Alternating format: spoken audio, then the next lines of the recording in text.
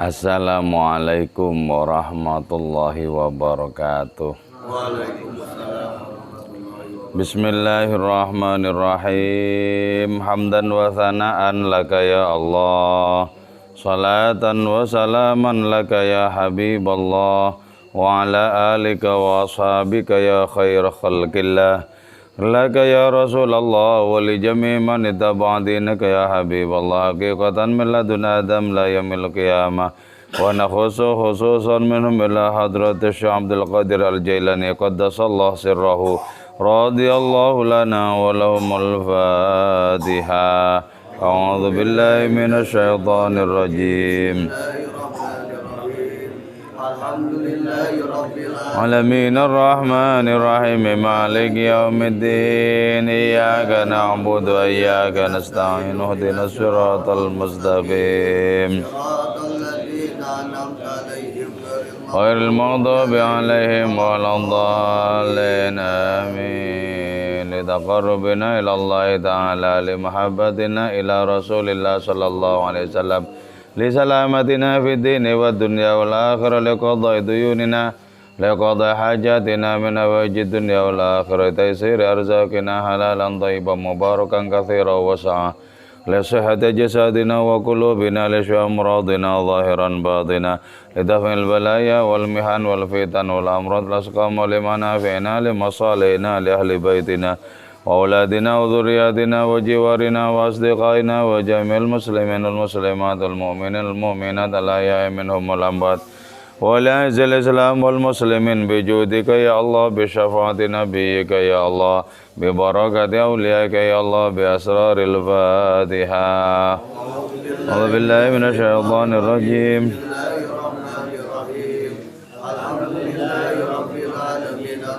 Ar-Rahim Maliki yaumiddin. Iyyaka na'budu wa iyyaka nasta'in. Ihdinas siratal mustaqim. Ghairil maghdubi 'alaihim waladdallin. Amin. A'udzu billahi minasy syaithanir rajim. Bismillahirrahmanirrahim. Alladzina yunfiquna amwalahum bil-laili wan-nahari sirran wa 'alaniyatan falahum ajruhum 'inda rabbihim wala khaufun 'alaihim wala hum yahzanun. Allah. Bashir, berikanlah kabar gembira engkau ya akmalar rusul, wahai paling sempurnanya utusan, alladzina terhadap orang-orang, yunfiquna yang memberikan infak mereka, amwalahum terhadap harta benda mereka, al-mansubata ilaihim yang dinisbatkan ilaihim kepada itu mereka, memberikan infak bil-laili pada waktu malam, wan nahari dan waktu siang, sirran secara sembunyi-sembunyi, wa alaniyatan dan terang-terangan, ay artinya fi jami awqatihim pada semua waktu mereka, wa halatihim dan kondisi-kondisi mereka, taliban seraya mengharap, liridahu bagi ridha Allah Ta'ala, hariban seraya berlari, amma dari sesuatu,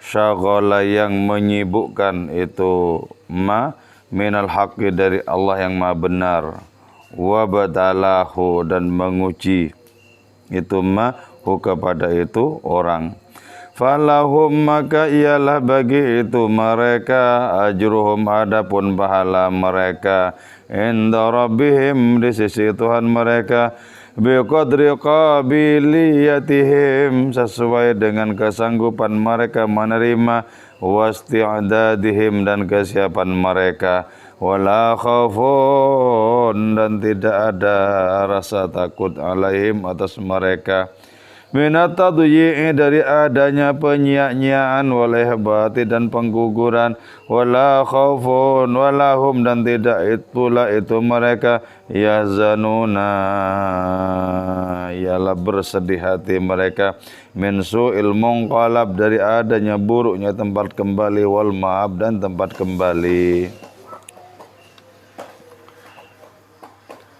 Salah satu tugas Nabi kita itu adalah memberikan kabar gembira, yaitu memberikan kabar gembira kepada orang-orang yang patuh.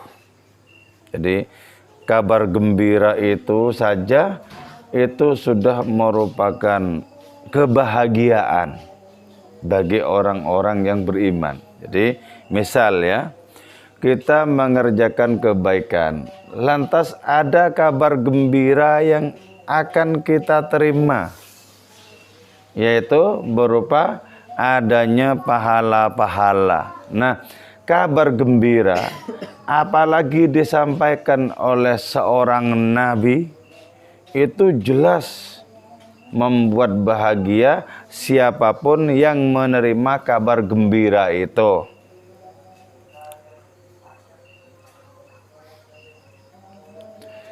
Nah, kegembiraan karena mendapatkan kabar dari sang nabi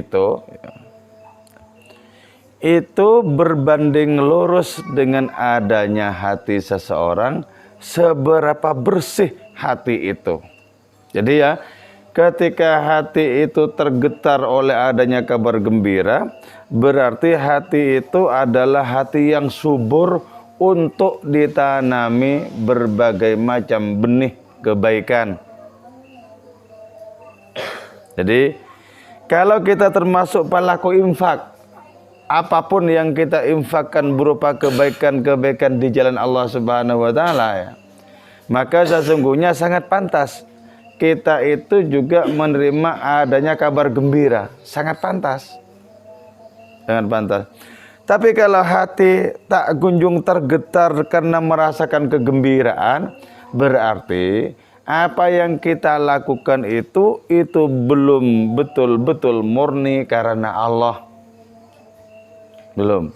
Jadi misalnya ya, ada orang memberikan rezeki di jalan Allah Subhanahu wa taala. Nah, kalau orang ini tidak bergetar karena adanya kabar kegembiraan, maka berarti memberikan rezeki di jalan Allah Ta'ala itu tidak total karena hadiratnya.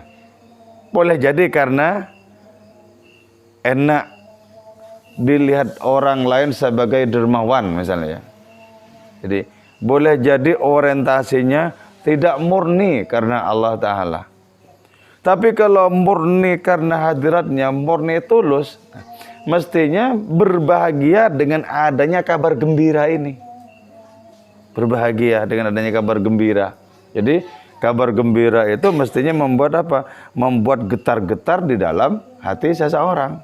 Bergetar. Allah, moga-moga amalku engkau terima. Jadi ada respon yang berupa pengharapan sekaligus kecemasan. Pengharapan sekaligus kecemasan. Jadi karena itu ya, setiap kali kita beramal kebaikan itu ya, maka persembahkan amal kebaikan itu dengan harap dan cemas. Kalau suatu saat kita mendapatkan kabar gembira karena amal kebaikan kita, maka mestinya kita berbahagia, mestinya kita tergetar karenanya. Jadi bukan seperti tak urus, itu bukan seperti tak urus. Jadi kenapa ya?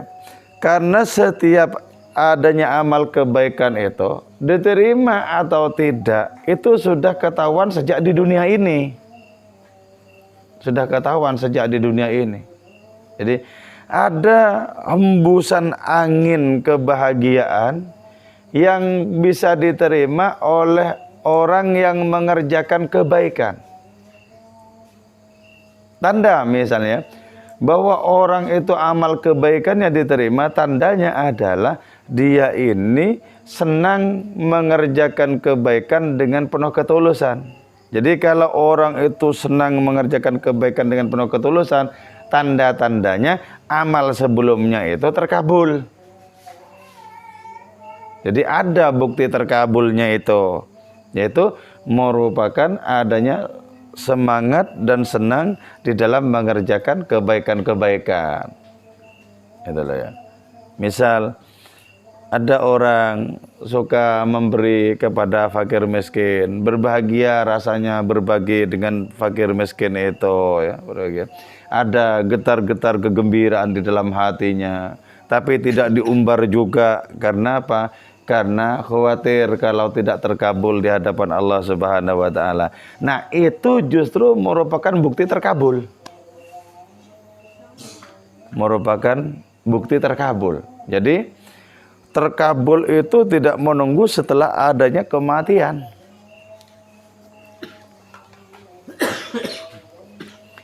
Terkabul tidak menunggu bukti setelah kematian, tidak menunggu akhirat.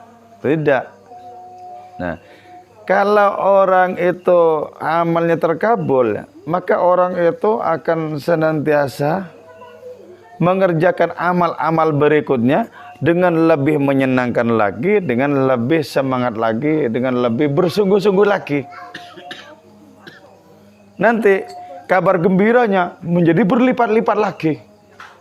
Berlipat-lipat lagi.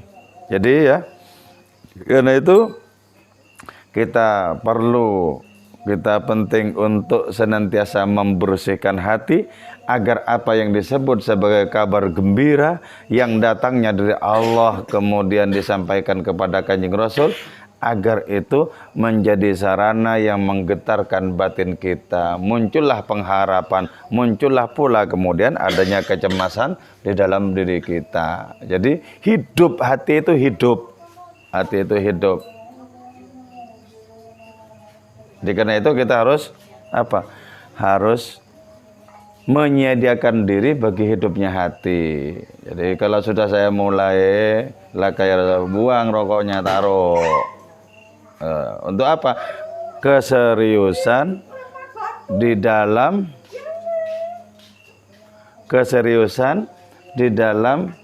menciptakan adanya kesiapan. Jadi saya sudah mulai assalamualaikum, taruh. Ya. Itu artinya serius, mau mendapatkan adanya pencerahan demi pencerahan sambil berharap, ya Allah, mohon turunkan kepada kami gelontoran rahmat-Mu. Itu maksudnya kesiapan. Enggak seperti masih biasa habis buka ngerokok itu.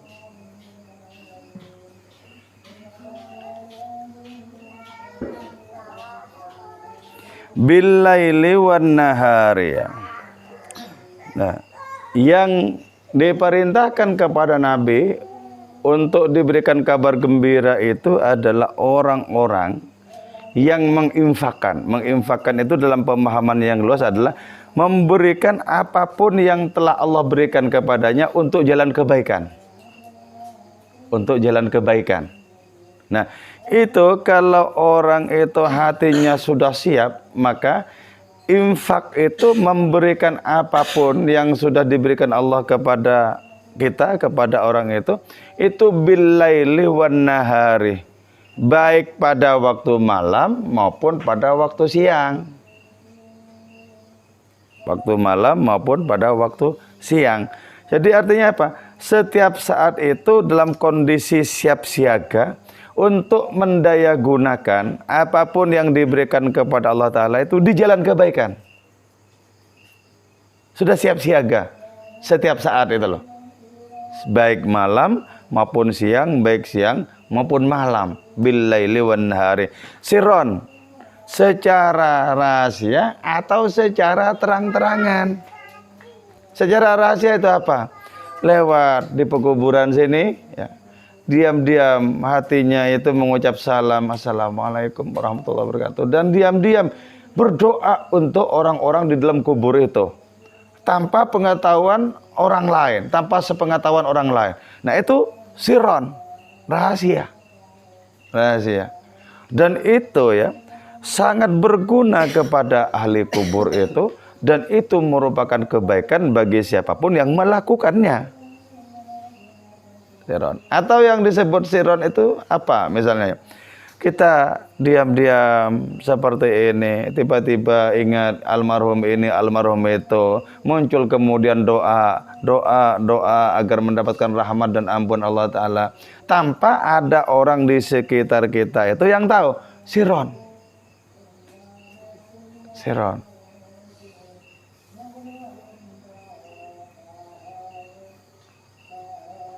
Atau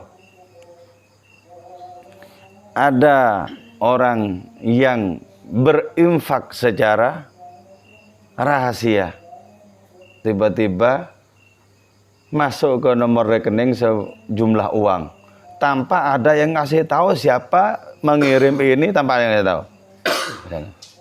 Itu kan ingin menjadikan bahwa infaknya itu, apa yang diberikannya itu sir, biarlah Allah Ta'ala yang tahu gitu loh. Biarlah Allah Subhanahu wa Ta'ala yang sirron itu, secara rahasia.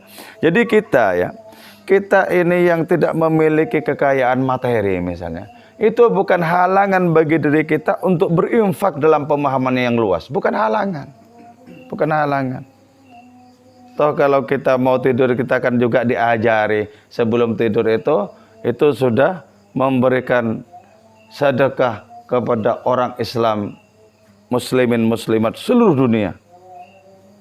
Dengan cara apa? Dengan cara mendoakan mereka agar dosa-dosa mereka itu diampuni, dengan cara istighfar untuk mereka. Gitu. Jadi tidak menjadi halangan bagi diri kita kalaupun kita tidak memiliki kelebihan materi. Kita bisa melesatkan doa-doa kita untuk sesama. Ya Allah, tolong itu saudaraku, tolong dijaga kesehatannya, dilindungi nasibnya. Ya Allah, tolong itu disehatkan, tolong itu dilancarkan. Ya Allah, tolong usahanya itu diberkati dan semacamnya. Nah, itu kan sesungguhnya tidak membutuhkan adanya biaya material toh. Tapi diperlukan adanya ketulusan dan kesungguhan. Nah, kalau kita hidup ini lebih banyak berbagi kepada orang lain dalam pemahaman yang luas seperti tadi, maka Allah Ta'ala itu tidak akan menjadikan diri kita terlantar. Tidak akan. Bahkan doa terbaik dari malaikat serupa doa kita itu lantas dipanjatkan oleh para malaikat itu untuk kita. Jadi kalau kita berdoa untuk orang lain, maka malaikat berdoa dengan doa yang sama untuk diri kita. Jadi karena itu ya, kalau kita ingin kehidupan kita itu jembar, ingin kehidupan kita itu berbahagia, luas gitu ya. Nah, biasakan kita itu terlibat di dalam mendoakan orang-orang lain. Syukur-syukur tidak hanya terlibat dalam mendoakan, terlibat di dalam kita memberikan sesuatu kepada orang lain. Terlibat kepada orang yang membutuhkan dan lain semacamnya, itu kita bisa terlibat. Nah, itu nanti oleh Allah Ta'ala ditakdirkan untuk menjadi lebih luas. Kenapa? Karena hidupnya tidak untuk dirinya pribadi. Coba seperti Nabi kita itu. Hidup beliau itu untuk seluruh alam raya loh. Untuk seluruh alam raya. Dari saking luasnya batin beliau, perhatian beliau itu. Beliau adalah orang yang paling altruistik, paling berpikir tentang umat manusia sampai. Semuanya itu. Bahkan ketika menjelang wafat masih mengirim salam untuk kita. Sampaikan salamku kepada umat-umatku, kepada orang-orang yang kelak akan mengikuti agamaku ini. Jadi bersikap altruistik. Jadi karena itu di sini disebutkan billaili wan nahari, baik pada waktu malam maupun pada waktu siang. Infak itu baik dalam kondisi dirahasiakan, sirron, atau wa'alaniyatan, terang-terangan juga boleh. Kita memberikan siapa, memberikan apa, di jalan-jalan kebaikan, terang-terangan, itu juga boleh. Tidak lantas karena terang-terangan, kemudian itu kita cap sebagai riya. Tidak. Tidak. Tidak kita cap sebagai riya. Perkara riya itu, perkara tulus itu perkara hati. Perkara hati.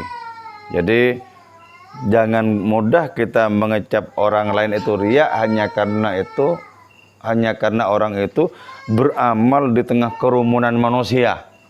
Tidak boleh kita lantas kita cap riya. Maka karena itu kemudian sebaliknya berbaik sangkalah bahwa itu merupakan bentuk keteladanan. Taliban liridahu hariban amma syaghala minal haqqi. Taliban liridahu, kalau betul-betul infak itu murni dari hati yang mulus, maka tujuannya cuma satu, yaitu mengharap ridho Allah Ta'ala. Mengharap ridho Allah Ta'ala. Jadi ya, hati-hati juga ya dengan memberi sesuatu itu, kemudian hati kok merasa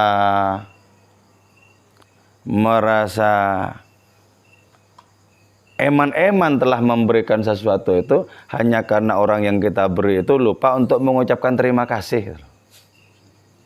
Wah, kalau kayak gini nih nggak usah kubalen mana. Jadi lupa untuk memberi terima kasih dulu, saking senangnya mungkin ya lupa. Walaupun terima kasih itu memang seharusnya. Sebab di dalam sabda Nabi, lam yashkurillah man lam yashkurin nas. Tidaklah dicatat bersyukur kepada Allah kalau orang itu tidak berterima kasih kepada manusia, kepada orang lain yang memberikan itu. Jadi terima kasih itu memang merupakan suatu keharusan. Tapi jangan membuat hati kita dongkol karena telah memberi hanya gara-gara orang itu lupa mengucap terima kasih. Tapi kalau terus-terusan tidak mengucap terima kasih, perlu kasih tahu itu. Weh, kamu gimana sih? Bilanglah terima kasih bagaimana. Enggak apa-apa itu. Ditegur seperti itu, enggak apa-apa. Biar apa? Biar mengamalkan ajaran Islam. Tujuannya bukan itu. Tujuannya itu. Jadi biar mengamalkan hadis Nabi itu loh. Jelas orang berjasa kok terima kasih saja abot kan gitu. Terima kasih kan malah bagus. Diem saja. Nah, lama-lama kalau si orang yang berinfak ini pemula keimanannya, enggak dikasih lagi itu. Enggak dikasih lagi. Kapok aku ngasih kamu. Enggak ada terima kasihnya sama sekali. Mbok basa-basi bilang terima kasih. Ya. Taliban liridahu. Jadi betul-betul mengharap ridho Allah Ta'ala. Nah ini ya, kata-kata yang klise ini, yang sudah bolak-balik kita dengar ini, kalau suatu saat kita rasakan, betapa sangat segarnya, sangat nikmatnya, sangat bahagianya kita. Jadi yang disebut mengharap ridho Allah Ta'ala itu ya, ini tidak begitu menggigit maknanya ke dalam batin kita, hanya karena kita belum begitu bersemangat untuk memburu ridho Allah. Kalau kita bersemangat memburu ridha Allah Ta'ala, maka adanya kalimat semata-mata ingin mendapatkan ridhonya, adanya kalimat seperti itu betul-betul akan sangat terasa getarannya. Taliban liridahu. Itu sesungguhnya merupakan kalimat puncak. Itu merupakan kalimat puncak. Itu. Karena berkaitan dengan adanya puncak rohani tertinggi. Apa itu? Dapat ridho Allah. Nabi Musa saja itu pernah pingsan kok. Ketika beliau berkomunikasi dengan Allah Ta'ala, beliau bilang, ya Allah, tolong tunjukkan kepadaku sebuah amal yang kalau aku kerjakan amal itu, aku dapat ridhomu. Allah menjawab, kau tidak akan pernah sanggup Musa. Pingsan langsung. Jadi tidak akan pernah sanggup untuk beramal yang amal itu secara memastikan menjadikan Nabi Musa dapat ridho Allah Ta'ala. Gak akan pernah sanggup. Pingsan Nabi Musa.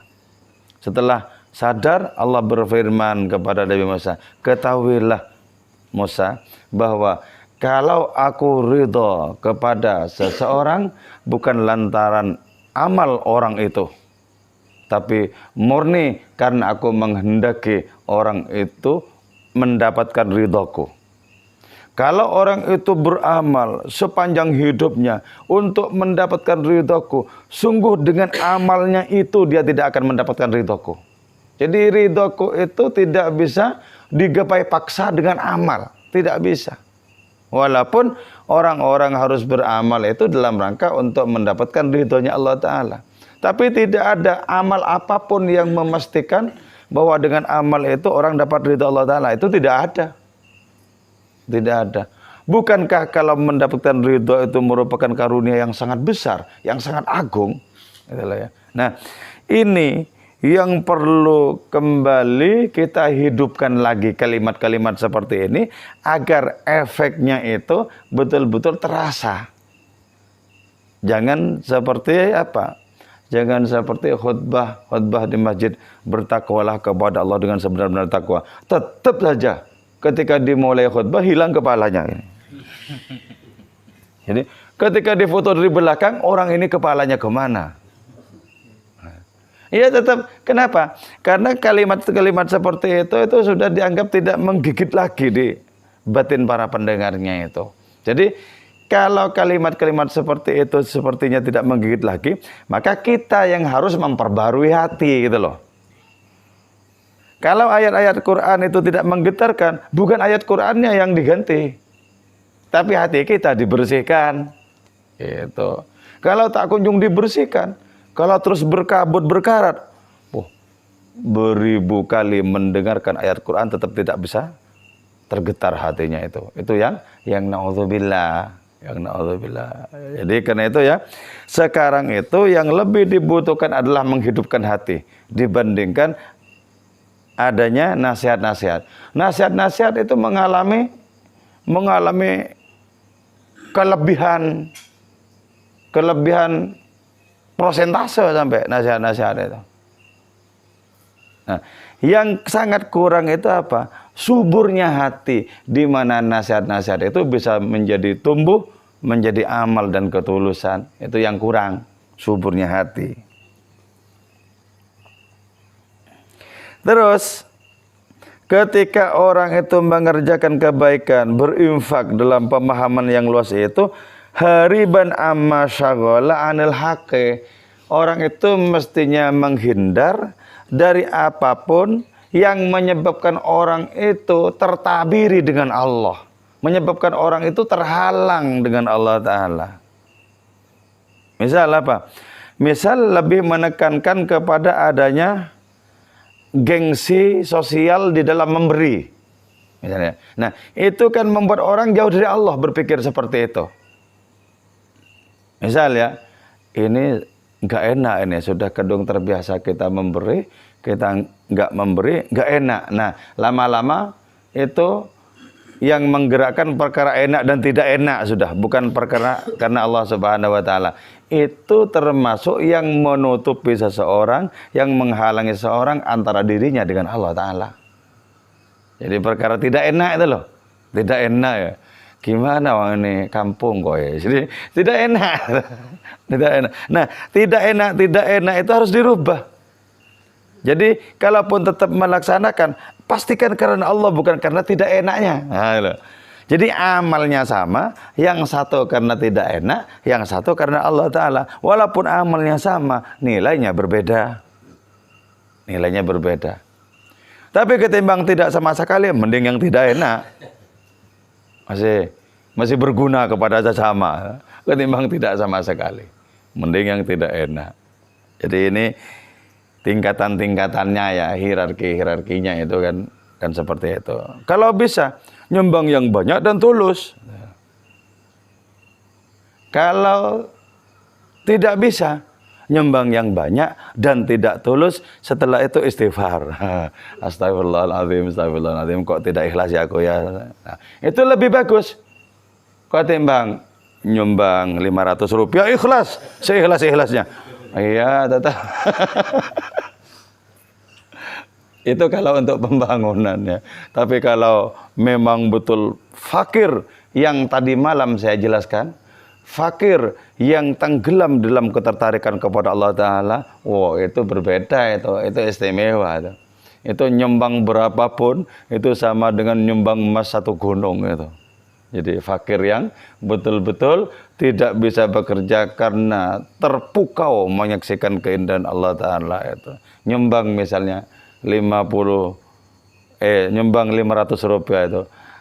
Saya mau menerima uang 500 rupiah itu sebagai jimat saja.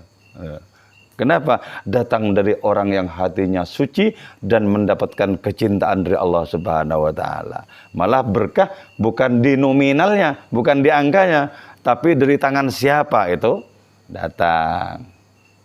Dari tangan siapa itu datang. Falahum ajruhum inda rabbihim, maka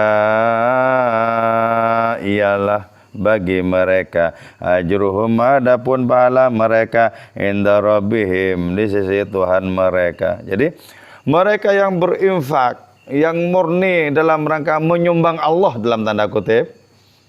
Ingat, Allah Ta'ala tidak perlu disumbang, tapi setiap kita memberikan kebaikan atas dasar melaksanakan perintah dan ingin mendapatkan ridhonya, itu disebut dengan menolong Allah Ta'ala. Menolong Allah Ta'ala. Jadi artinya apa? Berpihak kepada hadiratnya. Nah, kalau seperti itu, maka pahala mereka di sisi Allah Subhanahu wa Ta'ala itu murni ditentukan oleh hadiratnya, juga ditentukan oleh seberapa sanggup kesiapan kita menerima adanya pahala itu. Dan pahala-pahala itu ya, ini juga yang sudah terdengar klise perkara pahala itu. Terdengar kusam, terdengar tidak memiliki daya tarik apapun bilang pahala-pahala itu, padahal prakteknya ketika orang mendapatkan pahala-pahala dari Allah Subhanahu wa Ta'ala, orang itu akan mengalami kegembiraan luar biasa. Sampai ketika orang itu ditanya, apakah dulu engkau pernah menderita? Tidak pernah, katanya. Dari saking meluapnya bahagia mendapatkan pahala-pahala itu. Padahal ya di dunia ya seringkali punya persoalan, seringkali disandung oleh berbagai penderitaan di dunia ini. Tapi ketika mendapatkan pahala-pahala itu secara nyata, itu lupa terhadap berbagai macam episode penderitaannya di dunia ini, lupa. Jadi karena itu ya, ini loh yang menjadi persoalan sesungguhnya. Kelamnya hati untuk bisa langsung bergetar gitu loh. Kan ada seorang sufi itu ya, ada seorang sufi yang ketika membaca Quran atau mendengarkan orang baca Quran, terus sampai di ayat misalnya falahum ajruhum inda rabbihim, mereka langsung merasakan pahala yang disebutkan di dalam ayat itu loh, langsung merasakan pahala. Sebagaimana ketika ayat surga dibacakan atau diperdengarkan gitu ya, orang itu langsung menyaksikan surga. Jadi real, tidak saja merupakan ungkapan-ungkapan yang sudah terkesan usang, tidak, tapi real, nyata, gregetnya itu sangat terasa. Gregetnya itu sangat terasa. Nah, kalau seperti itu, maka kita akan menjadi sangat takjub betapa apa yang disebut sebagai pahala itu betul-betul karunia yang bisa menutupi segala macam penderitaan di dunia. Nah, sebaliknya ya, ketika orang kelak itu menyesal di hadapan Tuhan semesta alam, orang itu ditanya, apakah engkau pernah berbahagia di dunia? Tidak pernah, katanya. Menderita terus, padahal waktu di dunia sudah sangat berbahagia karena penuh dengan berbagai macam kecukupan. Jadi betapa kebahagiaan di dunia ini hanyalah episode yang sangat singkat sebenarnya, kan? Sangat singkat. Betapa juga adanya ketidakcukupan atau kesengsaraan di dunia ini, itu juga episode yang sangat singkat. Sangat singkat. Jadi muncullah kemudian kesadaran bahwa hidup itu seperti apa? Kalamhil basar au akrab, seperti sekejap mata atau lebih cepat lagi dibandingkan sekejap mata. Coba ini kita tandai misalnya ya. Ini kan Ramadan. Kita masih berharap tapi juga cemas. Sampaikah umur kita pada Ramadan yang akan datang? Ini belum tentu loh. Karena kita masih sehat, sepertinya sampai. Padahal untuk proses kehidupan itu ada kalanya segala sesuatu datang mendadak. Contoh kemarin ya, ketika belum muncul corona itu, ketika beritanya masih berada di Wuhan, bisa ada di Cina, bisa. Oh, ternyata ya, seminggu ke depan itu untuk mengadakan pengajian rutin sudah tidak bisa. Cepat sekali ternyata. Cepat sekali. Jadi kita tidak membayangkan bahwa pengajian itu akan tiarap. Tidak membayangkan, ternyata sedemikian cepatnya. Nah, Allah Ta'ala di dalam menerapkan takdir-takdirnya bisa seperti itu loh. Bisa sedemikian cepatnya itu. Nah, karena itu adanya nafas kita yang masih mendapatkan kesempatan ini perlu kita maknai secara sungguh-sungguh.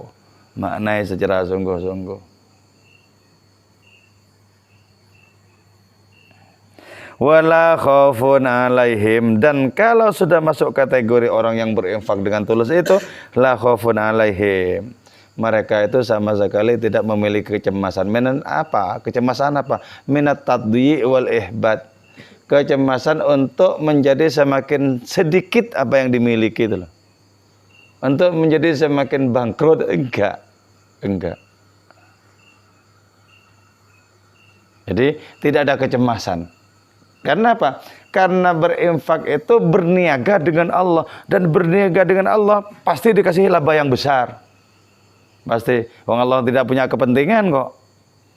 Iya, kalau berniaga dengan sesama bisa main sikut-sikutan. Kalau Allah yang tidak punya kepentingan pasti memberikan laba yang sebesar-besarnya itu. Laba dunia iya, laba akhirat juga iya. Walahum yazanun, mereka juga tidak bersedih hati, tidak bersedih menghadapi apa? Min su'il munqalab, dari adanya tempat kembali yang buruk kelak. Tidak, mereka tidak sedih karena itu. Jadi mereka berada dalam apa? Di dalam jalur dan gorong-gorong keilahian itu sendiri. Mereka bergembira di sana, di bawah naungan hadiratnya semata. Oke, ya. Saya kira itu moga-moga manfaat dan barokah untuk kita semua.